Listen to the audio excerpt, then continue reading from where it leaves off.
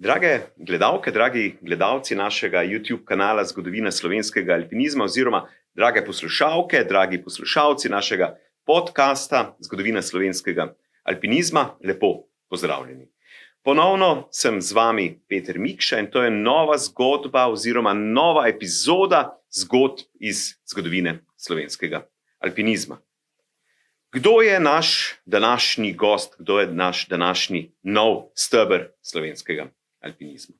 To je Vanja Matijevec.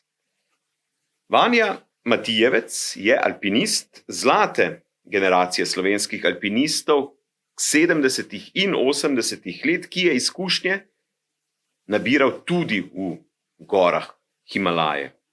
Ne le nabiral, daleč od tega v navezi, pozor, s Frančkom Knezom mu je na odpravi leta 1981 uspelo po novi smeri doseči rob južne stene Lotseja. Južne stene Lotseja, ki je dotedaj veljala za nepreplezljivo. To je bil do takrat najtežji vzpon v Himalaji. Bil je tudi član legendarne odprave na Everest leta 1979. Vanja je bil celo predviden za naskok na vrh, a se je temu odrekel, ko je odhitel na reševalno odpravo na vezi Stipe Božič, Stane Belak in Ang Fu, ki se je v bistvu po uspešni osvojitvi vrha pri sestopu zaplezala in noč preživela visoko nad 8000 metri.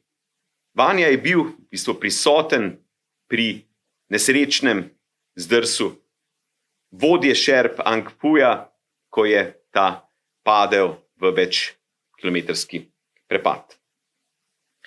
Vanja Matijevec števila svojih preplezanih smeri ne pozna, saj je že leta 1981 nehal zapisovati vzpone. Ve pa, da ima približno med njimi dobrih 30 prvenstvenih. Med temi je najbolj ponosen na prvenstveno smer v zahodni steni Trisula, ki so jo leta 1987 splezali od vznožja naravnost na vrh. Med slovenskimi plezalci, tudi med mlajšimi generacijami, pa je najbolj poznan po vzponu v lednem slapu Lucifer, ko je skupaj z Ladom Vidmarjem in Blažem Oblakom leta 1979 preplezal verjetno v Sloveniji najbolj znan in takrat sploh prvi preplezani slap pri nas, torej že omenjeni Lucifer v bližini Gozd Martuljka. S tem se je tudi začela ledna doba plezanja, torej lednega plezanja na Slovenskem. Bil pa je tudi Vanja Matijevec odličen, alpinističen smučar z precej prvenstvenimi težkimi spusti. Prisluhnimo torej sedaj, kako se je Vanja znašel v svetu vertikale, kje se je vse začelo, kdo so bili njegovi soplezalci, pa najbolj zapomnljive odprave, stene, gore in tako naprej. Torej, prisluhnimo, kaj vse nam je vsem povedal, prisluhnimo torej njegovi zgodbi iz zgodovine slovenskega alpinizma. Kdaj, kje, torej kraj, odsek si začel s plezanjem? Zakaj in zakaj v bistvu prav tam? Začel sem v medvoškem odseku, alpinistični odsek Medvoškega društva planinskega. Razlog je bil pa v bistvu zelo preprost. Tiste čase, ker ni bilo denarja za študirati na fakulteto, je bilo treba pač delati. Jaz sem dobil službo v Kolorju v Medvodah. Tam sem se na delovnem mestu srečal z Jožetom Hočevarjem, ki je bil takrat že dokaj uveljavljen alpinist. In on me je na nek način zainteresiral s svojimi zgodbami, pa s svojim povabilom, če se mu kdaj pridružim v Turncu, da pač preizkusim, kaj pravzaprav ta zgodba je. Jaz sem sicer prej hodil v hribe, ampak z plezanjem se pa nisem srečal. No in pa se je to pač tako začelo. V Turncu imajo prve šole, vem, da prva tura, na katero sva šla, je bila prvenstvena smer, ki se jo je on zamislil v Srebrnaku. Kolikor sem bil zbegan, sem prišel do njega brez kladva in sva imela samo en kladu, ampak hvala Bogu je smer tako prijazna, razen da je krušljiva, da sva z enim kladvom lahko opravila, kar je bilo treba zabiti. No in potem sem večinoma prvega leta sem plezal z njim.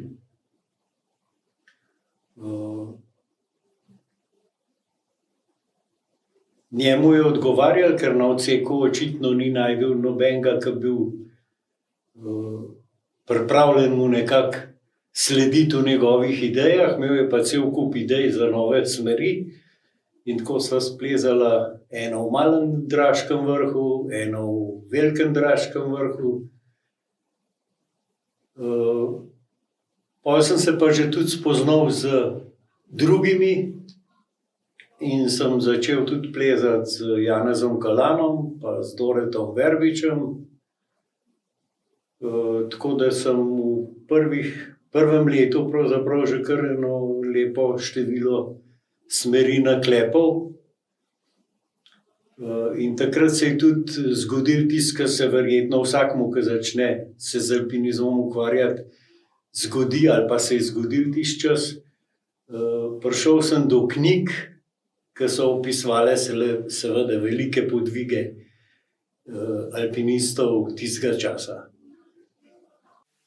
Kako pa je bilo takrat z opremo? Kako opremo si uporabljal? Torej, govorimo o obdobju, ne vem, 70-ih let začetku in potem kasneje s čelado. Ste že imeli plezalni pas tudi že od začetka? Plezalke, težki gojzarji, kako je bilo s tem? Prve smeri sem plezal z dvojno kapo še. Ampak mislim, da še tisti let sem si kupil čelado, pasov nismo imeli še takrat. Navezan si bil z najlonskim vozlom.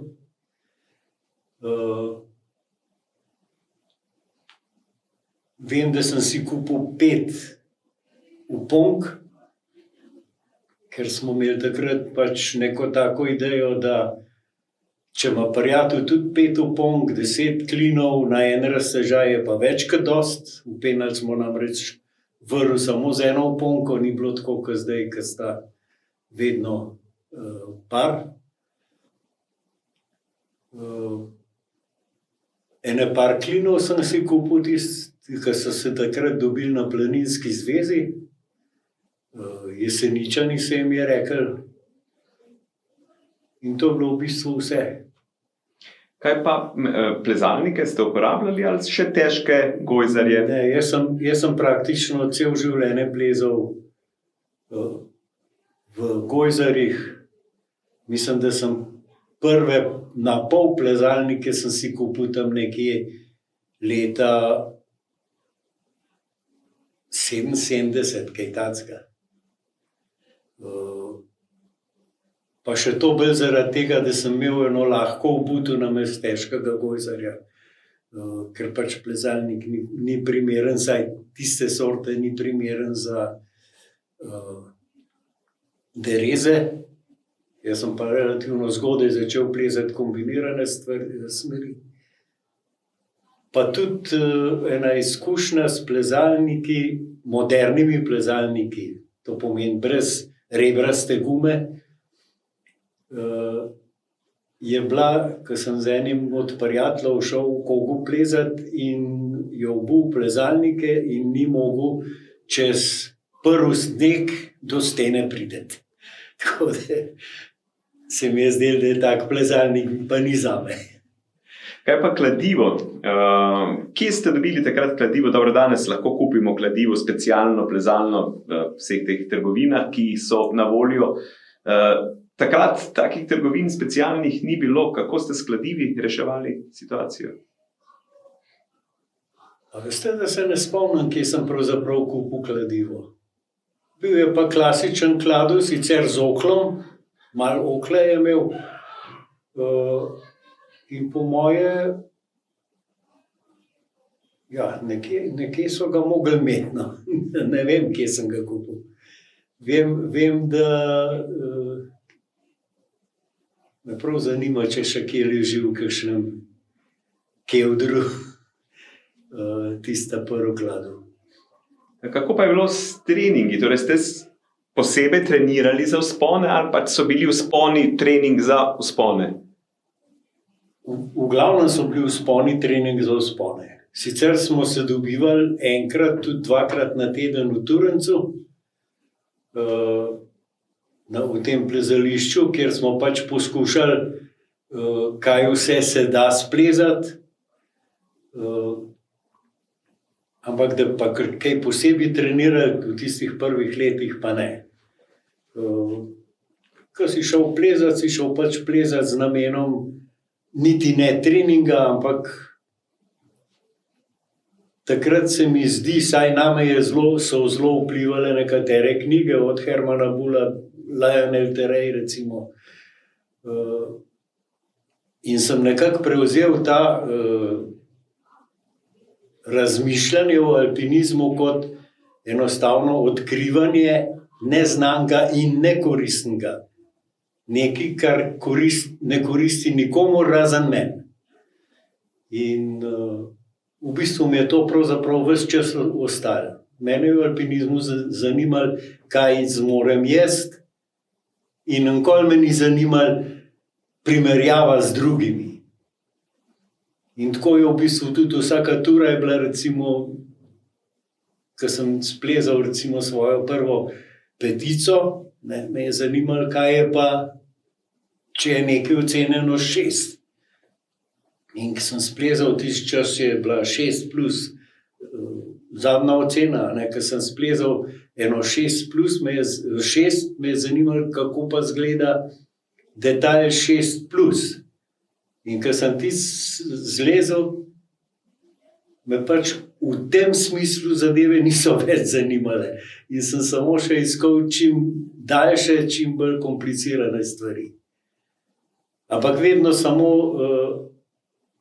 nekako z enim ciljem. Pri sebi dosež, da spoznaš, kje je meja. Do kje lahko in kje je treba končati. Moram reči, da sem tudi to srečo, da v domačih stenah mislim, da nisem niti enkrat obrnil. Ko sem pa enkrat prišel v centralne Alpe, se mi je pa večkrat zgodilo, da se tura ni izšla. Največkrat zaradi pogojev. Vem, da je enkrat z Zvonetom Andrejčičem sva plezala v Anglu. In je to kombinirana ledna smer, Sapeli Bonati, in sva v prvem ledu je na naju začel z ene sveče teč slab. In sva bila v enem raztežaju tako premočena, da enostavno nisva mogla več nič narediti in sva se spustila ven. Drugič se mi je zgodilo, da sem obračal v Droatih. Sem bil da se pa ne spomnim imena, Jeti Kamančan. Mogoče ga boste našli. Smo se tudi veselo zagnali v steno, cel kup naves, mislim, da je ne 3. In prehtela sta naju 2 Francoza, jaz sem si rekel, krasno, te 2 vesta, kje smer točen gre. In sva lepo plezala za njima. Seveda sta se Francoza tako lepo zalezla, namest v pravi smeri proti levi, sta se zalezla v desno, v tisti steber, na tenek let in kar naenkrat je bilo vsega konc. In ko si enkrat v Roatih nekje okoli 10. ure dopoldne, ko sonce močno rata in začne dol leteti, je najboljše, da zgineš. Ne? In smo prav bežali iz stene takrat. Vsak od nas, pa lahko rečemo na splošno vsak, ne, ki se ukvarja z neko stvarjo, ne, in te stvari lahko rečemo, da gledamo zelo široko, lahko reče, oziroma lahko rečemo, da pač na njega je nekdo vplival zavedno ali nezavedno, da se je odločil za neko dejavnost. Torej, tu v našem primeru govorimo o plezanju, alpinizmu. Lahko rečeš, mogoče, lahko našteješ kakšne vzornike tvoje na začetku, kasneje, doma, v tujini. Mogoče kar, da našteješ kakšnega alpinista, ki je imel tako močan vpliv na tebe, da lahko rečemo, ne, da te na nek način naredi. Se pravi, mene so več ali manj so me naredile knjige. Ko sem bral recimo Hermana Bulla, sem si živo predstavljal, kako izgleda, ko enkrat človek doseže svoje meje v plezanju. Ko sem bral recimo Lionela Terreja, mi je še razložil, da je pravzaprav vse skupaj nekako na nek način brez veze, razen kar to tebi samo pomeni. In tako da bi težko rekel, da sem imel kakšne vzornike. Sem poznal takratna velika imena, Staneta Belaka Šraufa, pa tudi Vikija Grošla, recimo, ki je bil mlajši, pa ko sem z njimi kasneje tudi plezal, sam bi pa težko rekel, da so mi bili vzorniki, ker me ni zanimalo, da bi dosegel to, kar so oni dosegli. Zanimalo me je samo, da zvem, kaj jaz lahko dosežem. In v tej smeri je šlo vse skupaj. Kako pa je bilo s soplezalci na začetku, kasneje, kdo so bili tisti tvoji najbolj domači v stenah, s katerimi si se konec koncev tudi verjetno najbolj dobro razumel, si imel torej na nek način stalne soplezalce, stalne partnerje za plezanje, ali je to dogovarjanje za vzpone potekalo kako drugače? Ko sem rekel, začel sem z Jožetom Hočevarjem, pa sem zelo veliko plezal z Janezom Kalanom, nažalost že pokojnim, z Doretom Verbičem. Kasneje sem pa plezal z zelo številnimi in različnimi plezalci, od Zvoneta Andrejčiča, tudi Šrauf, Viki Grošelj, Manfreda, Marjon. Tako da nikoli nisem imel enega na ta način stalnega soplezalca, da bi bil nekako več ali manj samo z njim. Tudi nisem imel nikoli nobene, recimo, ko človek prebere ali pa ko kdo pove, da soplezalcu moraš zaupati, mora biti prijatelja, ne vem kaj še vse. Mene to nikoli tangiralo. Jaz sem vsakemu, s katerim sem se navezal na vrv, sem zaupal od prvega koraka brezpogojno. In moram reči, da je bilo veliko različnih soplezalcev, s katerimi sem z vsemi se fajn zastopil. Ste imeli morda kakšno, lahko rečem, plezalsko klapo, ne? Poznane so te plezalne združbe ali pa družbe, mojstranske Veverce, pa potem Peronospora, pa naprimer znani so Škamperle in njegova ekipa, tako imenovanih Postončanov, ki so veliko plezali skupaj. Ste imeli kakšno vi, takšno družbo? Ker ste se fajn imeli, ste se zabavali, pa tudi plezali. Od začetka je to nekako bila ta družba medvoška. Celo ne vem kdaj, enkrat je prišla ena ideja, ker so mojstranške vevrce, a ne, da bili pa mi medvoški pajki. Ampak moram reči, že jo nismo realizirali.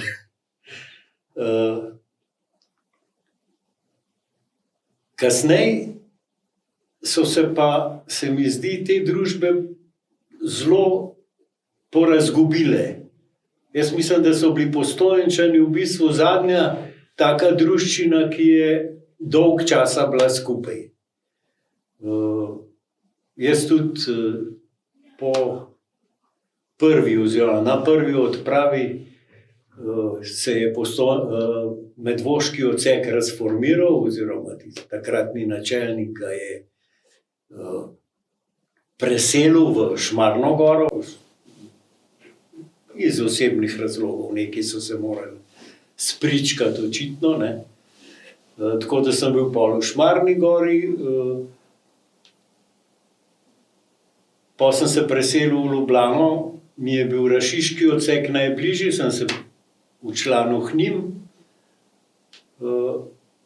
ampak nikoli več ni bilo prav, da bi bila taka druščina, da bi se kar naprej dobivali nekje po Hočah, ker Medvoščani smo se dobivali v Tamarju, ker je bila to pač bajta medvoškega društva. In smo tudi tam daleč največ plezali. Kasneje pa tega ni bilo več. Omenil sem že v uvodu, da si preplezal, no pa to je načeloma tudi splošno znano, precej smeri, da imaš tudi več 10 prvenstvenih smeri. Torej, lahko rečemo, da se je v naboru tvojih preplezanih smeri nabralo precej teh v stenah doma in v tujini. Kateri tvoji vzponi pa so se ti zdeli najtežji? Mogoče tudi zakaj najtežji? Lahko izpostaviš kakšnega? Težko bi kjerga izbral. Lih zaradi tega odnosa do alpinizma sem ga imel, ker me je pač vedno zanimalo, a lahko, a si upam, a zmorem. Mi pa ostajajo nekateri v malo močnejšem spominu kot drugi, recimo. Ali recimo raz mojstranskih vevrc, ker sva bila nekako komot in sva rekla, se nama ni treba z nočjo ven splezati, in sva bivakirala en raztežaj pod vrhom, pa naj je zapadel sneg in naslednji dan sva imela ledeno snežen kot, ki je sicer samo 4 ocenjen, ampak takrat je bil precej težko. Ali pa mi recimo pride na misel prva zimska ponovitev Dularjeve zajede, ki je bil po svoje nek zanimiv eksperiment, ker je pač Jože Rožičev si je zamislil način z fiksiranjem vrvi, ker je imel podporo GRS domače, je seveda bilo vrvi na voljo neomejene količine skoraj. In smo splezali tako, da smo pač fiksirali, dokler si prišel prvi dan, pa naslednja naveza je plezala od tam naprej drug dan, pa fiksirala, pa pol naslednja je splezala tretji dan, ne, pa ta druga naveza, tretji dan je pa vse skupaj pobrala ven, zmetala čez steno, kamor so prišli prijatelji pobrati pravzaprav vso to robo, in smo pa tretji dan po noč splezali ven. Recimo, da je zelo tehnično, bom rekel, po svoje zanimivo. Pa je zanimiv recimo, ne vem, moj prvi vzpon v centralnih Alpah, oziroma mogoče niti ne toliko kot doživljaj, recimo, ko smo na nek način na švert se priključili eni vodniški ekipi, ki je vodila na Mont Blanc, ne.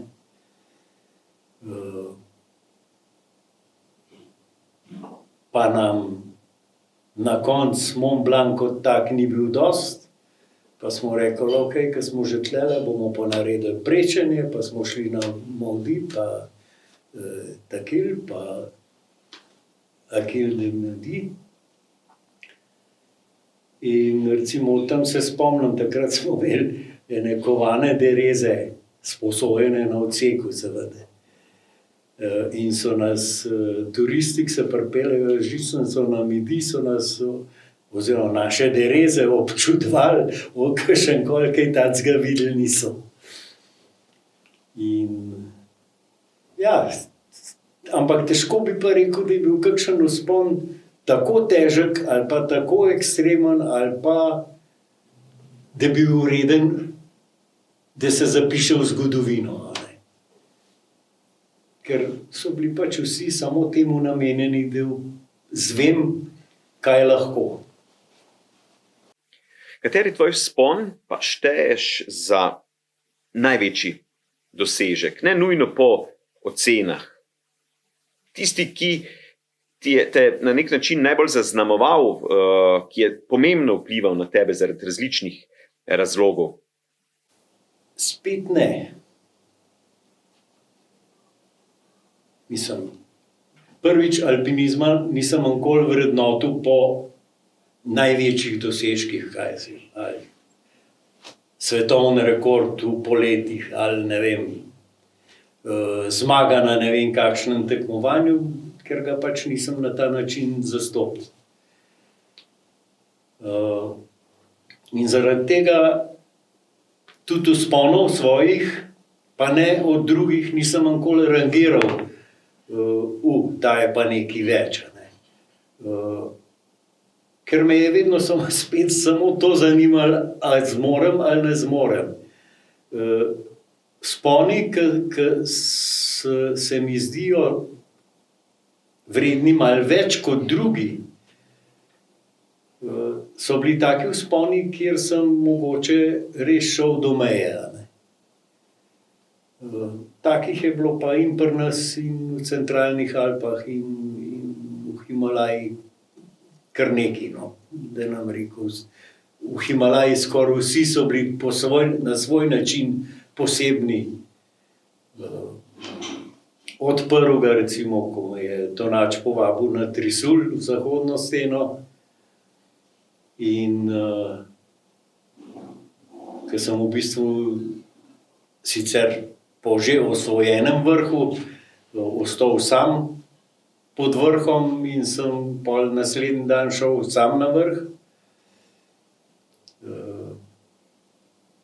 Do recimo ta zadnjega himalajskega, spet v zahodni steni Trisula, kjer smo splezali 3 nove smeri v alpskem stilu, kjer sta Sandi Marinčič in Vlasta Kunaver s padalom letela z vrha, kjer smo prečeli vse 3 vrhove. Tako da težko bi za katerega-koli rekel, da je res zelo poseben. Vanja, imaš kakšno steno, zamerkano smer ali goro, katero si želel preplezati, pa je nisi uspel, ni prišla? Da je bila želja tvoja zelo močna, da si mogoče celo poskušal, pa na nek način ni prišla na vrsto, ali pač je zaradi takšnih in drugačnih razlogov nisi zmogel. Imamo že intervjujene naše alpiniste, ki so nabrali oziroma našteli precej široko paleto, ne, različnih smeri, težkih, lažjih sten, takšnih, drugačnih, znanih in tako naprej. Imaš ti katero? V bistvu sta 2.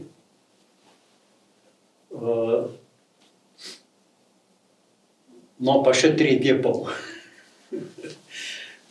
Namreč, ko sem prebiral po knjigah, sem se srečal tudi s knjigo 3 zadnji problemi Alp.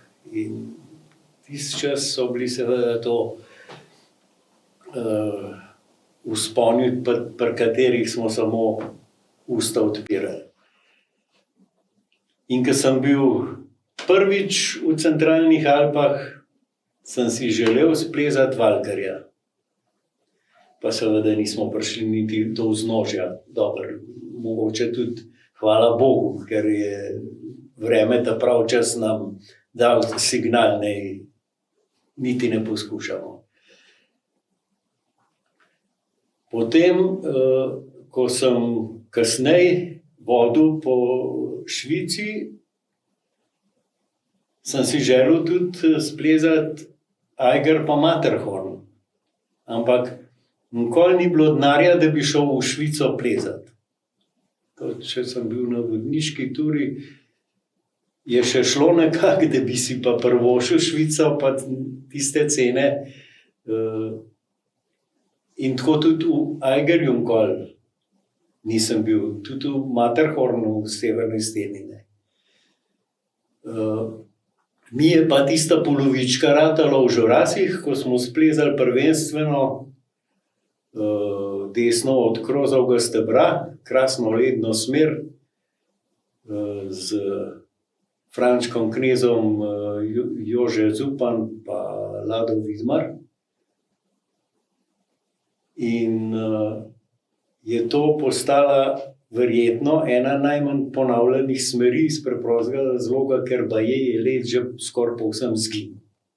V današnjem pogovoru smo slišali že kar precej prigod iz tvojih vzponov. Torej, vemo, da si plezal, lahko rečemo, širom sveta, torej v Himalaji, v granitu, pa v apnencu Alp, plezal si poleti, po zimi, v ledu, in tako naprej. Torej, plezanje je zelo široka dejavnost, oziroma imaš pri plezanju možnost se soočiti z različnimi načini plezanja in tudi pač z različnimi problemi, ki se ti pri tem pojavijo. Si se v katerem od teh načinov plezanja ali pa pač zvrsteh kamnin in tako naprej boljše počutil kot kje drugje, torej si se bolj našel?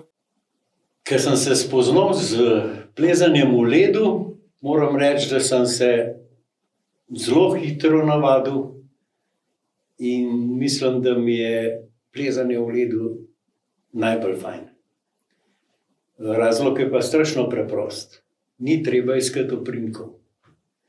Enostavno, kolikorkoli je že strmo, če imaš dobro orodje, imaš oprimke zmeraj v rok in na nogah, z derezami.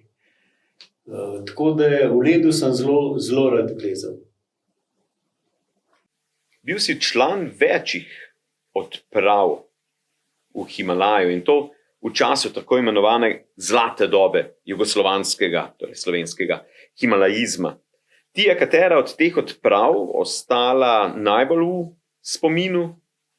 Seveda, če ja, tukaj je vprašanje tudi zakaj. Ja, himalajske odprave so mi ostale vse po vrst v zelo dobrem spominu. Dogodkov pravzaprav z teh odprav verjetno ne bom pozabil nikoli. Trisul prvi pač zaradi tega, ki je bil prvi in je bila krasna smer čez steber, ledna smer. Everest zaradi reševanja v Hornbajnovem ozebniku. Lotse zaradi izsiljenja in dokončanja smeri na rob stene. In ta zadnji trisul spet zaradi tega, ker nam je ratal pravzaprav čisto vse, kar smo se takrat zaželeli. Tako da vse so mi ostale v zelo močnem spominu. V uvodu sem že omenil, da si v bistvu bil na odpravi 1979 na Everest, lahko rečemo, višku slovenskega himalajizma, vsaj tako se je zdelo v tistem trenutku, predviden za naskok na vrh. Torej, bil si v bistvu že tik pod vrhom, a na njega ne, da nisi prišel, niti nisi poskusil priti. Kaj se je zgodilo tedaj? Na nek način smo v uvodu že omenili to situacijo. Mogoče lahko malo več poveš o tej, po eni strani srečni, po drugi pa vseeno tragični zgodbi vrnitve z vrha vaše predhodne naveze. Ja, tista zgodba je bila po svoje zanimiva. Med odpravo se naveze v smeri počasi gradijo in izmenjujejo. Dolg časa vem, da smo plezali z Marion, torej Manfreda, Viki Grošelj, potem Kotnik, pa Bergant, pa jaz, naveza 5, smo kar nekaj vrvi napeli že v prvi steni, pa potem gor višji tudi. No in po enem obdobju zelo slabega vremena, ker nobena naveza ni uspela priti čez konc vrvi, kjer smo mi predhodno napeli, se je naveza razdelila in sicer nas je škarja, Mariona pa Vikija je postavil kot prvo vršno navezo, nas pa da dokončamo do petice napenjanje vrvi in takrat smo bili mi drugič nad 8000. In takrat je bila v bistvu, ko smo to dosegli, je bila zame odprava v bistvu dokončana, ker za nami sta bila Marion pa Viki kot prva, pa potem za njima Robas pa Podbevšek kot druga, pa za njimi Kranjčani kot tretja, pa Šravf kot četrta naveza in si jaz nisem predstavljal, da bi pa, če prvim dvema rata, da bi pa 5 navez še šlo do vrha. Ampak pol se je tako obračal, da Viki pa Marion je pozebil, sta se vrnila, naredila pravzaprav najtežji del vzpona skozi tisti kamin, da sta Robas pa Podbevšek zašla na en stranski vrh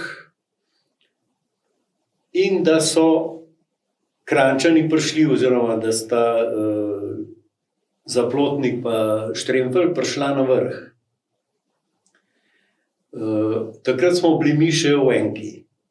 In takrat nam je škarja nekako, ajde fantje, ki ste veliko naredili na hribu, pejte še enkrat, pa boste šli še do vrha. Celo tako je bilo predviden, ker so šerpe zelo dobro nosile na petico, na zadnji tabor, da naj bi 3 šerpe, ki so šli z nami takrat s tovori kisika, da naj bi tudi šli do vrha, če hočejo.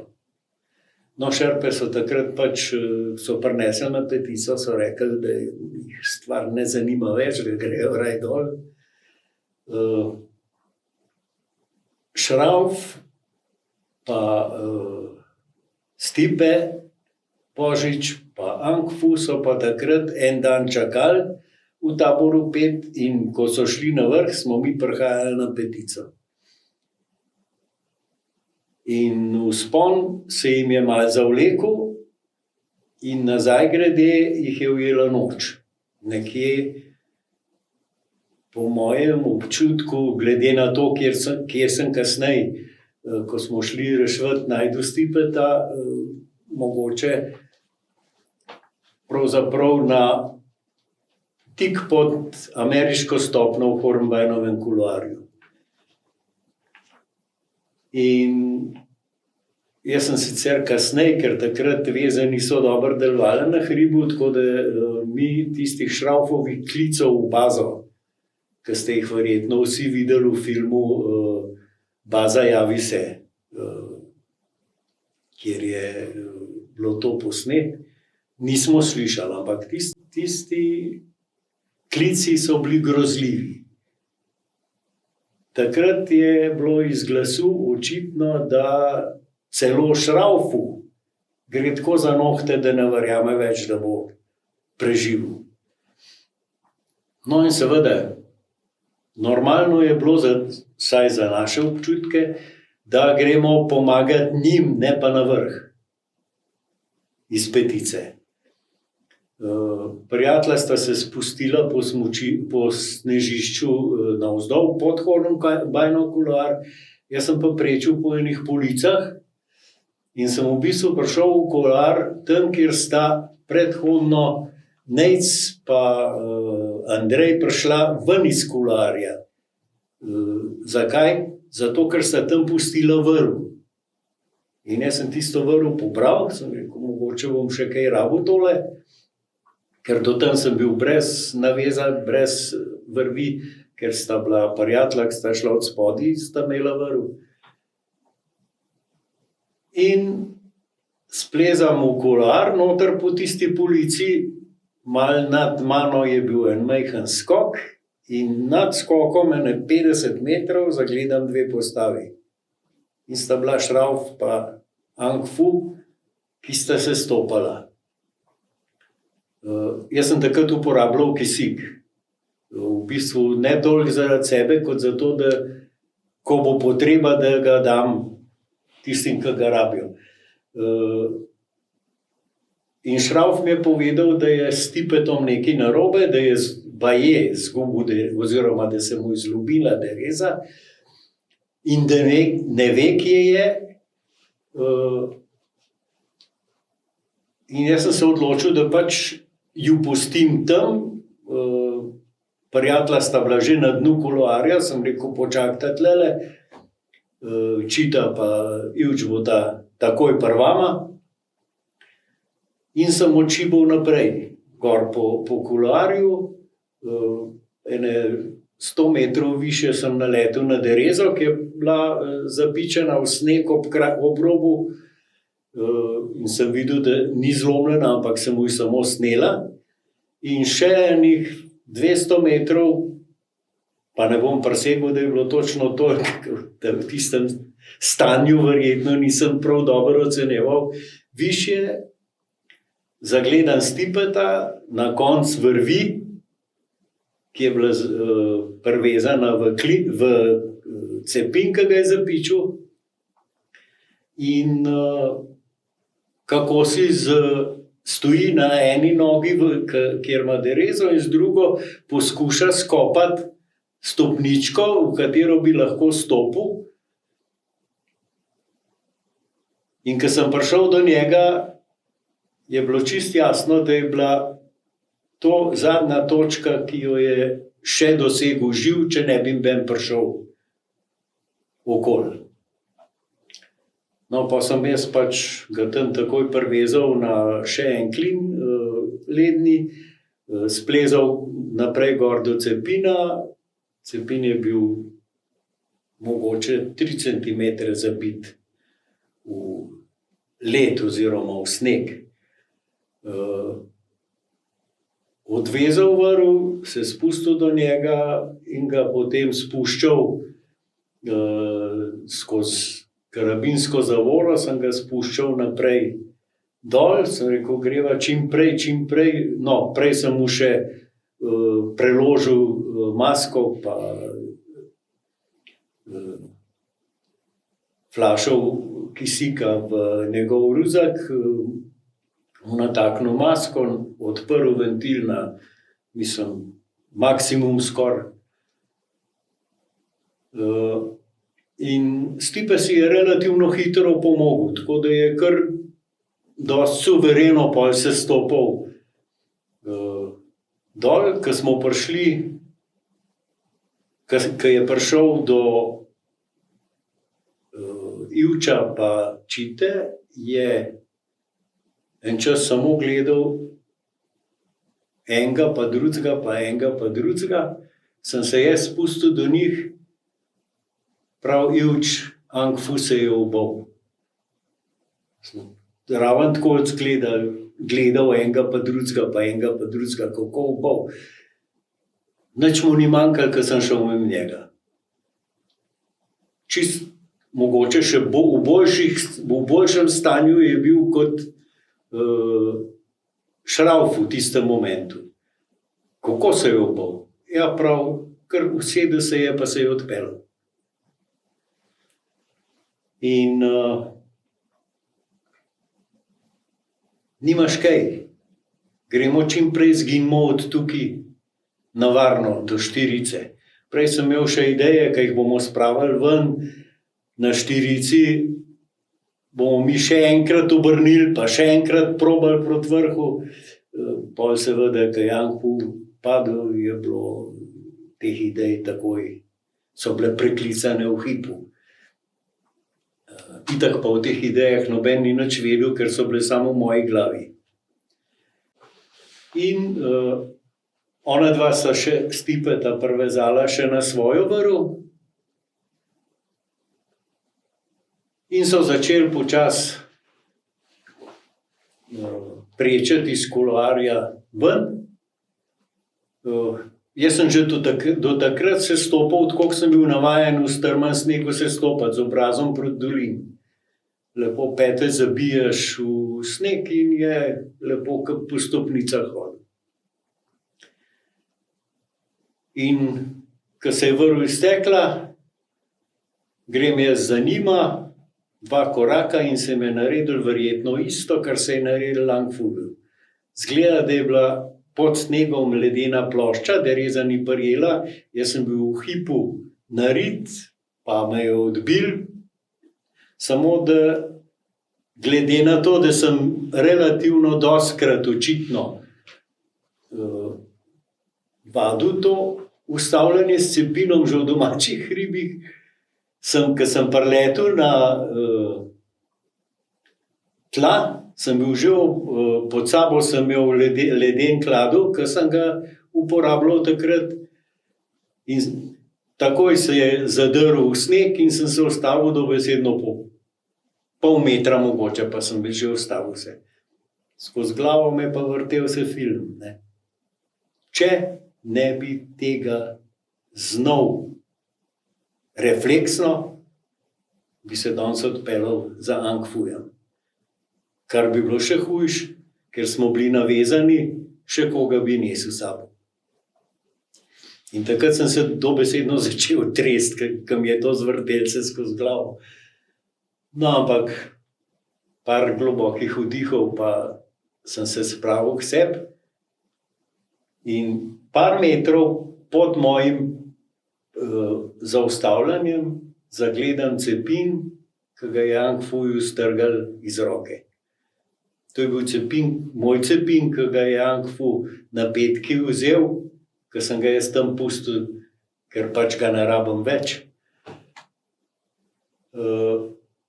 Spustim se do cepina, ga poberem, grem za prijatelji, noben tudi vedel ni, kaj se je dogodilo.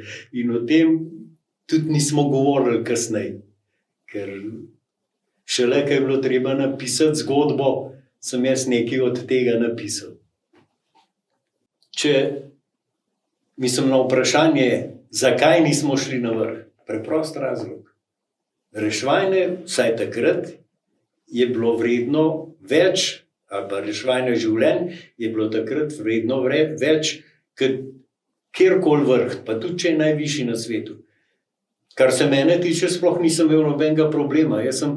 Mene je zanimalo, a bom na 8000 lahko še funkcioniral, ali ne bom mogel. Ko sem vedel, da lahko, mi je bil vrh irelevanten, ni bilo nobene potrebe po vrhu več.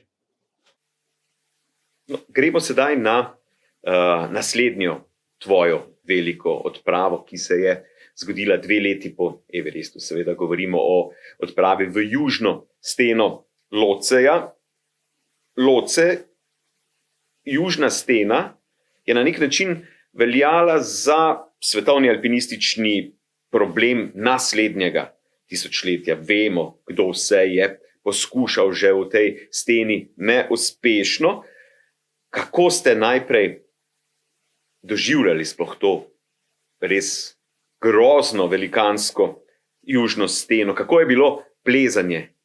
Kako je bilo plezanje v njej? Torej, Kako je zadeva potekala? Vemo, ne, iz zgodb, da ste precej trpeli takrat na tej odpravi. To, da je bil več ali manj slabo vreme, je ena stvar. To, da smo se počasi navadili plezati v pršnih plazovih, je bilo obvezno, ker drugače bi morali pač odkorakati. To, da je puščali posledice na ljudeh, je bilo logično.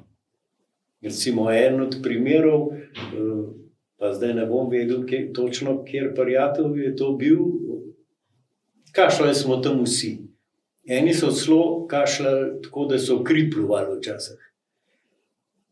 In eden od prijateljev je takrat prišel k doktorju pa je rekel, daj mi ti neki, lej, kri pluje me benti. Je rekel, veš kaj, za 14 dni doktor Horvat, ali Horvat. Za 14 dni pojdi na morje, pa bo to zginilo. Mislim, tak je bil odnos. To pač moraš vzeti v zakup in ni druge. Tako da se pravim, ta zgodba je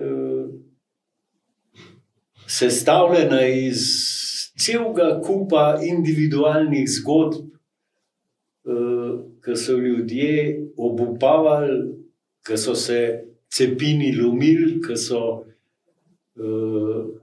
ljudje morali odnehati zaradi ozeblin, ki so se dušili v šotorih, ki so jih zalili plazovi.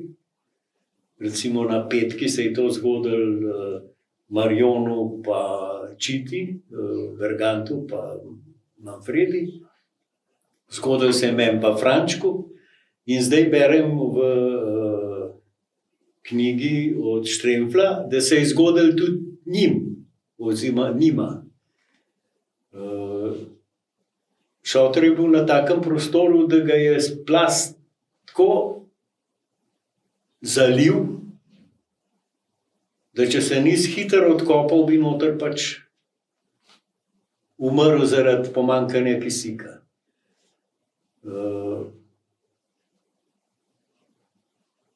Poleg tega slabega vremena, vsakodnevnega, je bil pa problem tudi, posebej v zgornjem delu, nestabilen sneg in pod njim skladi, ki so naloženi tako kot strešniki. Praktično nobene prave opore za noge nisi več imel.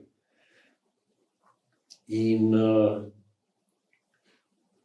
tako se je pač moštvo v 60 plus dneh izčrpalo in enostavno zadeva se je morala na tak ali pa drugačen način končati. Ampak na nek način ste izsilili, torej vzpon čez do roba stene, sicer na dveh variantah, torej ena je že omenjen Štremfelj in z njim je bil Podgornik. Je bil Peter z njim ali Nejc? Ne, Pavel. Pavel pa Nejc.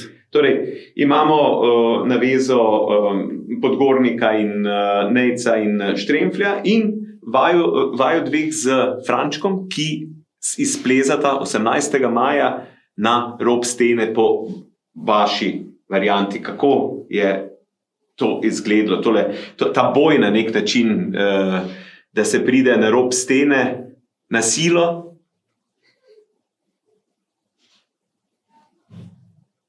Torej, večina nas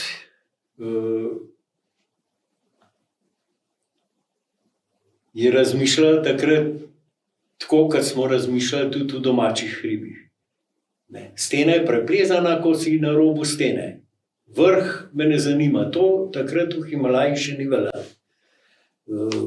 V Himalaji odprava, ki ni dosegla vrha, je bila pač neuspešna odprava. Ko so Podgornik, Nejc pa Štremfelj morali obrniti v tisti smeri direktno proti vrhu,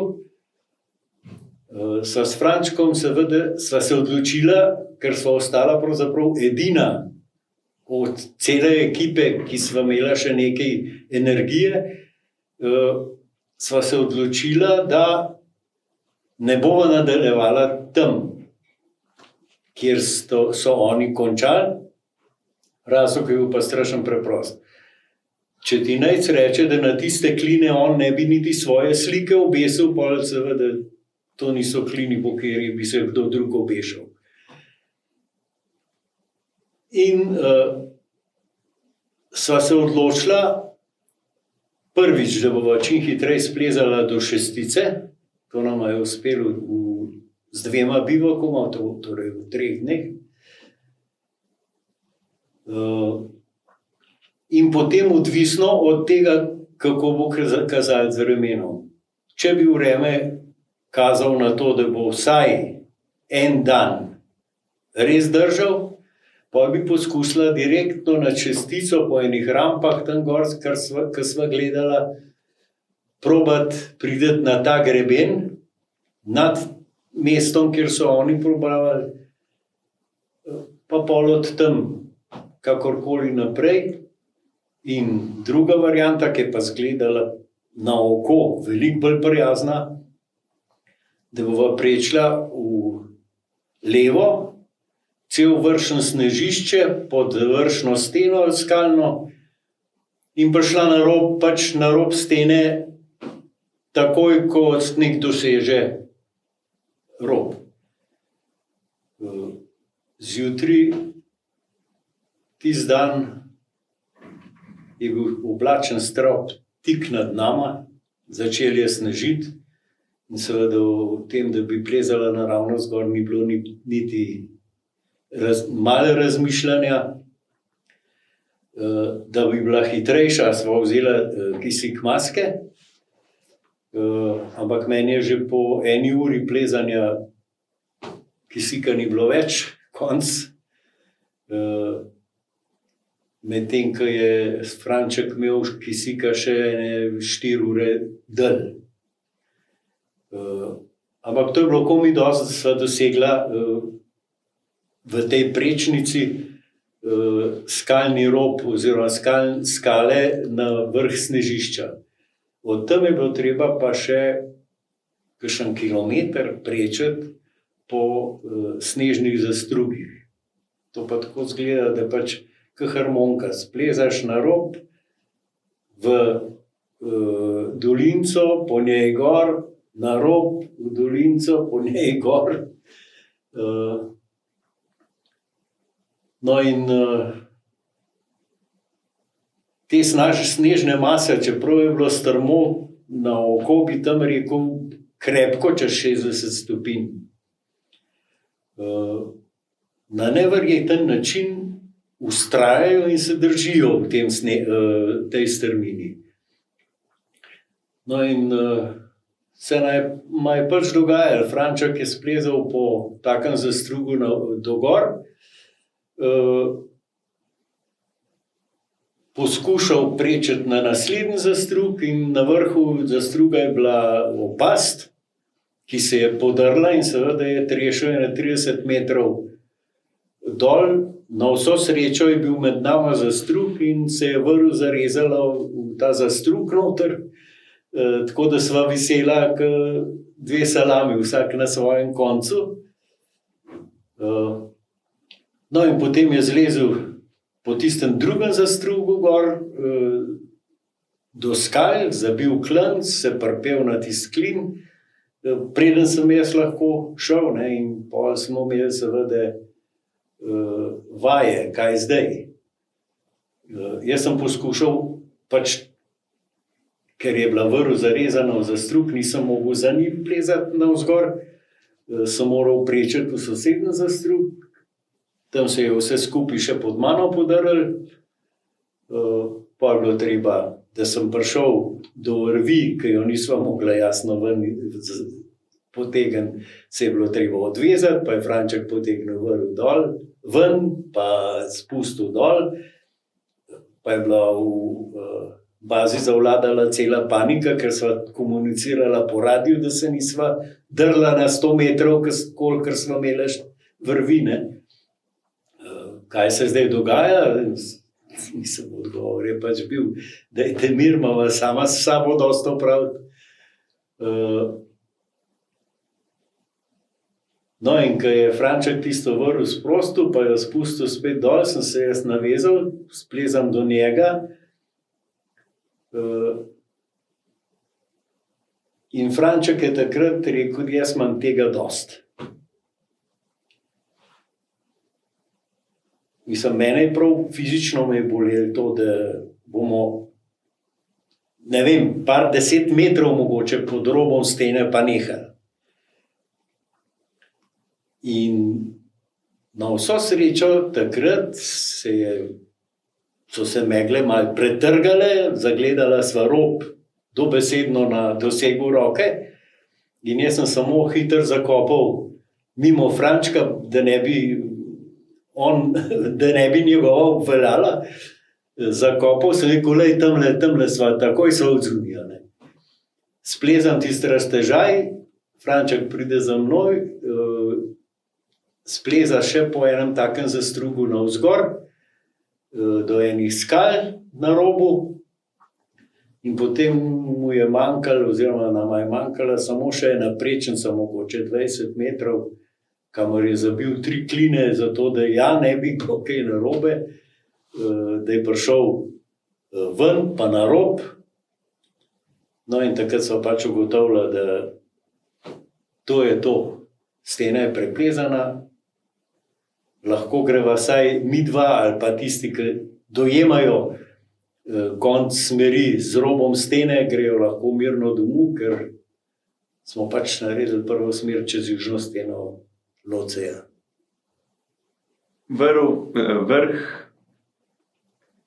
Vrh ni bil več v mislih, se ni dalo priti, torej ne bi se išlo. Vrh takrat sploh ni bil več v igri. Takrat je bilo v igri samo še, kako pride dol. Franček je bil druge sorte, bom rekel, plezalec kot jaz, je bil seveda navajen že v domačih hribih veliko se stopati po smereh, ki jih je preplezal, ali pa po sosednjih smereh.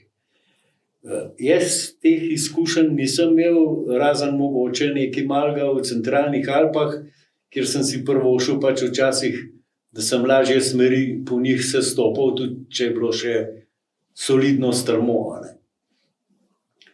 Sam moram reči, da sem se takrat prav naježil od strahu, če sem pomislil, kaj naj čaka, če se bova vračala nazaj. Ker na robu stene sva bila tam nekje okrog 6-7 zvečer.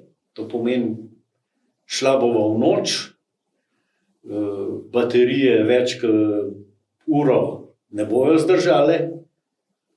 In kako vam vidva tam čez vso to prečko, v kateri sva dvakrat letela, kako va čez prišla, mi ni bilo jasno. No, ampak Franček je rekel, veš kaj, jaz grem tlele nazaj, ti pa krčeš. In seveda, jaz s tem, da se prilagodim soplezalcu, nisem imel nikoli težav.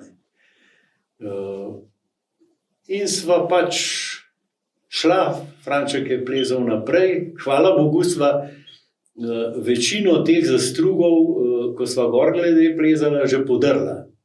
Tako da je bil pod nama relativno kompakten snežen teren. In tam nekje okrog polnoči se je še vreme naredil, posjala je luna, tako da nisva imela problema več z baterijami in sva pol to prečenco naredila do enega roba, s katerega so se potem po enojni vrv, ker še, ne vem, mogoče še zdaj visi tam noter, spustila v višino petice približno, ker nisva točno vedela, kam se spuščava, sem jaz obvisel 3 metre nad snegom in sem enostavno tvegal, pa sem skočil dol, oziroma skočil. Spustil sem se in se sreč spet na vse 4 pričakal in se ustavil v tistem plazovini nad Petico. Franček je šel pol mečkan desno in je direktno prišel do Snežiša. In takrat so pač se, ko sva enkrat se spet pripela na fiksno vrv nad Petico, sem rekel, hvala Bogu, še nekaj smo preživeli. In ko sva se spustila do Štirice, sta tam bila 2 šerpi, ki jih je Aleš poslal kot eventualno pomoč, ne. In tisti je bil eden, kar se mene tiče, eden najlepših trenutkov v življenju, ko sem se zavlekel v snežno luknjo, se Nuruju prekucnil v naročje, počakal, da mi je dal čaj in zaspal dobesedno, ko v maminem naročju do drugega dne. Kako pa je bilo plezati s Frančkom Knezom? Verjetno enim najboljših, ne, težka je ta definicija, kdo je najboljši, tako in drugače, ampak ne, vemo za Frančkove kvalitete in njegov sloves. Sta se s Frančkom razen te v bistvu plezarije v Loceju navezala še kdaj skupaj na vrh, sta plezala še kdaj, mogoče celo kaj prvenstvenega? Takrat smo pač hodili v centralne Alpe, oziroma najraje v Šamoni plezati, bivali smo v tistem znanem alpinističnem kempu za Britofom. In jaz sem šel tje, tisto sezono sem šel tje, samo z enim namenom, splezati prvenstveno smer v Žoracih. Ker sem pač v eni reviji videl sliko Žorasov, kjer so bile vrisane vse smeri in mi je padlo v oči, da tam ob Krozovem stebru po ledišču dobesedno naravnost gor ni nič. In sem rekel, tole je treba splezati. No in pa smo nekaj malo za ogrevanje, da tako rečem, plezali. Jaz sem bil zmenjen z Zvonetom Andrejčičem, ki je zbolel, tako da ni prišel, in sem se pol dogovoril z Vidmarjem Vladotom, ki pa sploh še nikoli ni plezal v ledu do takrat. In sva šla in sva nakupila cepin, pa kladivo, pa par vijakov zanga, in da bova šla v Žorase. In potem prideva nazaj v kemp in vidim Frančka, ki je pa takrat z Jožetom Zupanom splezal Mrtvaški prt. In to zelo hiter. In vidim Frančka in ima pred sabo na tleh tisto revijo in vrisano smer točno tam, kar sem jaz mislil. In sem rekel, opa Franček, a bomo šli v Štir? In je bil takoj za to. In tako smo šli v Štir. S tem, da jaz Frančka do takrat nisem sploh poznal. Razen po pripovedovanju, kaj vse je splezal, ali pa potem, kaj sem prebral. No, takrat sem videl, kakšne sorte pravzaprav plezalec je. On preprosto ni, se mi zdi, no, da ni prenesel, da kdo pleza pred njim. Tak občutek sem dobil. In tudi, ko smo vstopili v smer, sva midva z Vidmarjem vstopila po enem strmem ozebniku, Franček je šel še malo desno naprej in je prehitel po eni rampi. Tako da na prvem stojišču smo bili že skupaj in je Franček že plezal naprej. No, in od tam naprej je ves čas on plezal naprej. Smo pa plezali v dveh navezah. Mi dva z Vidmarjem sva plezala pač tako, kot smo bili navajeni, raztežaj pa raztežaj, ne glede na to, da on Lado še nikoli plezal v ledu, sam tako, kot sem rekel, ko sem se jaz s kom navezal, sem mu zaupal vedno, brez problema. No in tik pod vrhom vem, da pripelje tiste lediše do skal, pol je pa še ene 3 raztežaje skal. In me je bilo spet groza, ko sem Frančka gledal, ko je snel dereze in je plezal po tistih kamenčkih, ki so ponavadi takole po ledišču primrznjeni v led. Je rekel, jaz se z derezom ne počutim dobro, če je tenek led. In je po tistih drobcenih stopkih splezal do skal, naredil vrvajne. No in tako se je pol zadeva končala tam na vrh. Me je pa tudi, jaz sem takrat nekaj že vedel o njem, da je plezal po več smeri na dan, pa take stvari. Ne? In sem računal, da ko bomo splezali ven, gremo po grebenu proti Dendežon, pa proti Midiju pol, da smo z žičnico spustili. Pa Franček ni bil za to. Je rekel, čisto dosti imam jaz za danes. In smo se spustili na bivak, Bokalate, in potem v Italijo, seveda, brez vseh dokumentov. K sreči sem jaz imel v ruzaku vodniško knjižico, ki sem jo pač zlorabljal takrat zato, da sem kakšen popust, ki je dobil na kakšni žičnici. In smo se hladnokrvno vkrcali na avtobus za Chamonix. Italijan nas seveda sploh ni pogledal, Francoz je prišel noter, imate dokumente, in sem mu jaz tisto vodniško knjižico pokazal, pa rekel Norfas Joras, pa je rekel, okej. In pa nas je spustil čez. Si začetnik lednega plezanja na Slovenskem, torej leta 1979 si bil v navezi, ki je prva preplezala ledni slap, poimenovan Lucifer. Ne? Zakaj? Ker je bil tako strašljiv.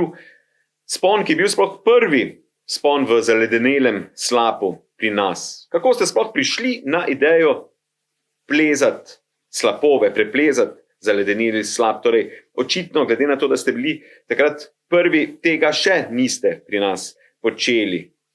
In še ena zanimiva misel, ki se mi ob tem poraja, zakaj ste se lotili v bistvu prav te stene oziroma te linije ledne, ki je še dan danes, ne moremo reči, ravno nezahtevna. Zakaj se niste lotili kakšne druge, lažje ledne linije, ki jih je bilo verjetno levo-desno po alpskih dolinah precej? Meni se je veliko stvari dogajalo v življenju slučajno. In ta je tudi ena od njih. In zato me je kar malo naroden, ko me nekje obravnavajo kot začetnika lednega plezanja po slapovih pri nas. To je bil čisti slučaj. Mi smo šli plezati v Špik pozimi, vreme se je skazilo in ko smo se peljali proti Martuljku, je dobesedno tisti slap takole stal pred nami.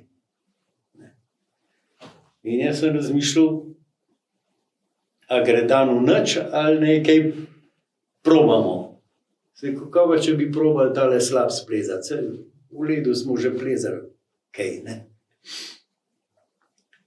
In smo šli noter z orodjem, kakršno smo pač imeli, z znanjem, ki ga tudi nismo imeli kaj prida, In jaz vem, da sem čez en dedalj v spodnjem delu sem celo lestvice uporabil. Ker enostavno nisem verjel, da bojo dereze prijele. In sem zavrtal klin in s pomočjo lestvic splezal tista prvi raztežaj, pol.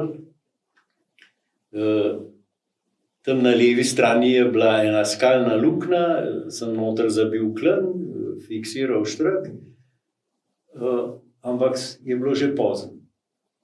Ok, pustimo mi tlele fiksiran štrak, pridemo naslednjo nedeljo oziroma naslednji vikend, pa po njem do tle, pa čez. Seveda nismo vedeli, kako leden slap ratuje. In ko smo mi naslednjič prišli, bila tista vrv pol metra pod ledom noter. Ampak ni bil pa več tako strm, ki je bil takrat, smo prvič začeli. Tako da sem relativno hitro splezal do tistega štanta, pa je Lado splezal po tisti najtežji del. Ponekod tako, ker so bile te šalčke, ki jih voda naredi, da se je z volnenimi rokavicami prijel za šalčko, malo počakal, da so rokavice primrzle. Meni se je kar malo ustavil, ker sem ga gledal, kako brez cepina pleza tam ene par metrov. No in potem sem je še tisti del nad tem glavnim delom, se ne vem, če se sploh pleza, ker je bil še en skok, 5 metrov visok, pa pol graben, ki se je končal. In smo ga splezali, ker se je takrat pač,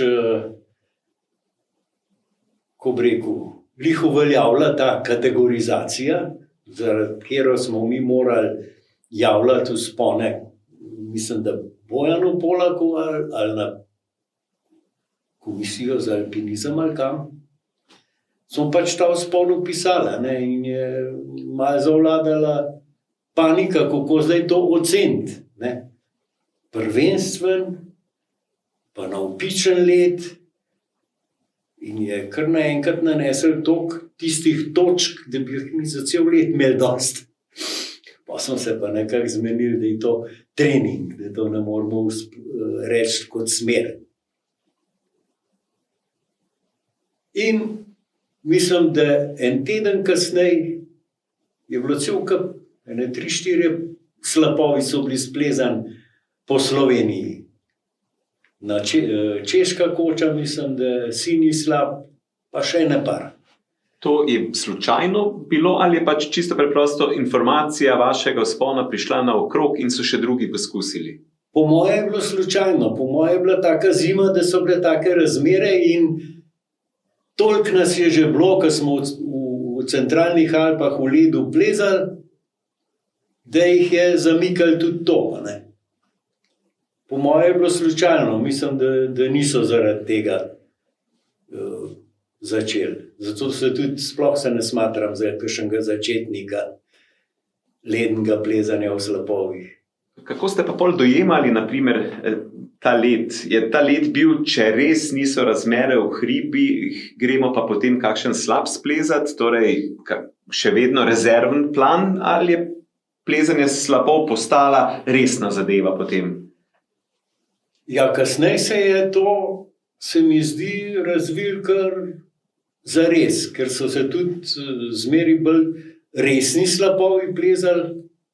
S pojavom dry toolinga so se plezale tudi težke kombinirane smeri ledne pri nas. Tako da mislim, da se je razvil kar v samostojno smer to. Kako ste pa vi dojemali?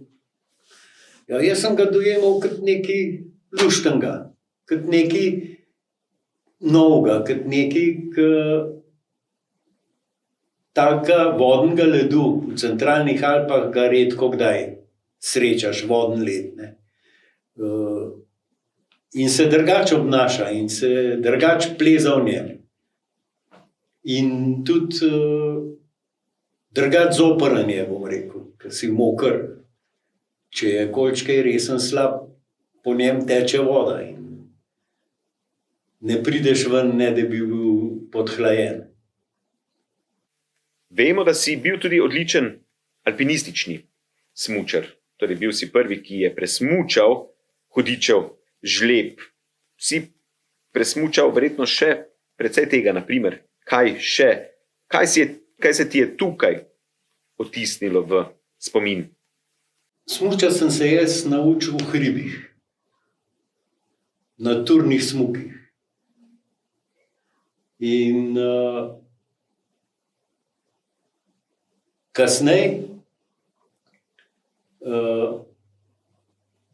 sem tudi naredil ustrezno šolo za smučarskega trenerja in sem delal kot smučarski trener, ampak v osnovi je bil smučanje eno od dejavnosti, ki me je zanimala od samega začetka. In tako kot pri alpinizmu me je tudi tlele zanimalo, kaj zmorem, kaj smem, kaj si upam. In tako so prišli tudi te vzponi. S tem, da sem kasneje pravzaprav, ker sem malo opustil alpinizem, sem se pravzaprav samo še smučarijo ukvarjal. Ta vzpon v Hudičevem žlebu oziroma ta spust, se je po svoje tudi zgodil na nek slučajen način. Franci Mrak, eden prvih pri nas alpinističnih smučarjev, čeprav ni bil nikoli alpinist, ki je recimo smučal z vrh Triglava, pa cel kup stvari, je imel eno, za moj okus, precej blazno idejo, da bi presmučal Dolgo Nemško. Jo je pač od spodaj iz vrat, jo je večkrat gledal po zima, in se mu je seveda videl flanka. In sem ga malo težko skoraj prepričal, midva sva pa delala skupaj v smučariji. On je bil trener pri, mislim, da Valentinu Vodniku ali kje. Sem ga skoraj malo težko prepričal, če hoče si res odreti piko, kot smo svoje čase temu rekli, daj, gremo Palavičinija smučati. Še ben slovenskega ni, do takrat. No in pa se je le pustil prepričati in za Palavičinija se mi je pa zdelo, da bi bil Hudičev žleb pa lih prav strm. Da bi se majčkeno poskusili, ali gre ali ne gre. Drugače so do takrat pri nas že kar precej hudih stvari presmučali, seveda ne to, kar se je kasneje dogajalo z Karničarjem, ampak je bilo kar precej lepih stvari že do takrat presmučanih. Hudičev žleb pa nobenemu še ni padel v oči, najbrž zaradi tega, ker je tako prekleto ozek, po sredini ima blaznico, prostora za tiste smuči, ki smo jih imeli takrat 2 metra pa 5 dolge, praktično nikjer. Tako da je bila prav zabavna zgodba po svoje. No in v bistvu je bila priprava na to, da bomo šli v Palavičinija, kjer ga pa jaz nisem smučal, ampak se smučala samo Vidmar Lado pa Mrak, Franci, jaz sem pa vse skupaj posnel. Jaz smo pa idealne razmere, mislim. Razen za izstop ven na vrh iz Škrbine, sploh nisem da res gorda. Tako dobre razmere so bile v Palavičinju. Tako prihajamo počasi že do konca, torej naše današnje epizode, zgodbe, najinega današnjega pogovora. Za konec, mogoče vprašanje, ki se tiče seveda vseh nekdanjih zelo aktivnih plezalcev. Si še aktiven v hribih, mogoče tak podatek, dokdaj si intenzivno plezal, se spomniš mogoče celo zadnje preplezane smeri? Nažalost, premalo. So se zgodile nekatere stvari, predvsem, bom rekel, soplezalca ni bilo več enostavno najti v mojih letih. Drugič, dosti sem bil angažiran v smučariji. Tretjič, noč sem padel, kot se reče, v golf. In kar naenkrat je bilo zelo malo časa še na razpolago. Sem pa sem šel še na kakšen turen smuk, da bi pa kaj resnega splezal, je pa tega že, prmejdun, da je 20 let siguren, če ne več. Tako, spet smo prišli do konca nove zgodbe oziroma nove epizode zgodb iz zgodovine slovenskega alpinizma. Hvala Vani, da si z nami delil svoje zgodbe. Drage poslušalke, dragi poslušalci, drage gledalke, seveda gledalci, vam pa hvala za pozornost. Se vidimo, slišimo kmalu. Do takrat pa srečno